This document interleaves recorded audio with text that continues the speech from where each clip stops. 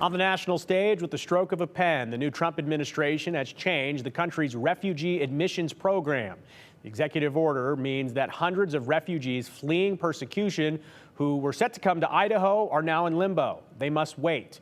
And our Jude Binkley joins us with how this order is impacting the state of Idaho's refugee community. Jude, this is a pretty big deal. That's right, Joe. One of President Trump's first executive orders included a pause on refugee resettlement for at least 90 days. So for now, people who have gone through the process to be approved as refugees will not be arriving, and new cases won't be processed.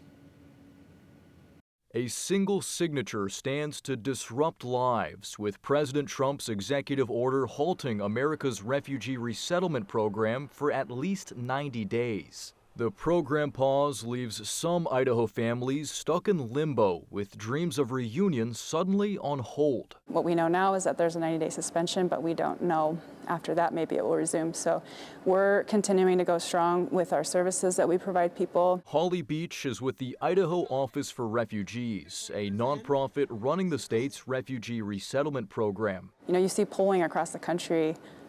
About 3 out of every 4 Americans across the political spectrum think the U.S. should have a resettlement program. So there is a heart for it here. And how is this order going to impact Idaho's refugee community? Yeah, so Idaho has really strong communities of welcome for refugees. We typically welcome, on average, 800 refugees every year. They come from all over the world.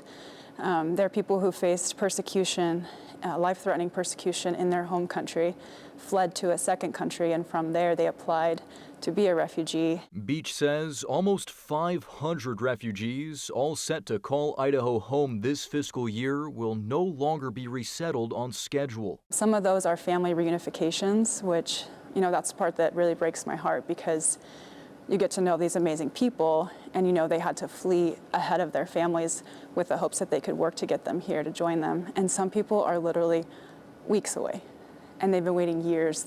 And with the pause, that does mean that that arrival date is in limbo. And so it's heartbreaking. A similar stop in 2017 tested the program's resilience, and Beach is hopeful this will only be a minor disruption. We know our Idaho communities truly value it because it brings a lot to us as well.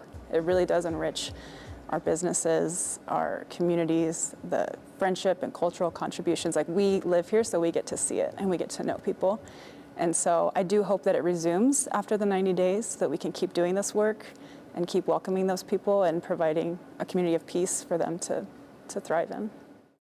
And the pause on the executive order will be revisited every 90 days when the president could either choose to extend it or resume the program. Joe? Something we'll certainly keep an eye on, and I know that families across Idaho and the country will be curious what the president does. We got to take a break. We'll be right back here on the News at 6.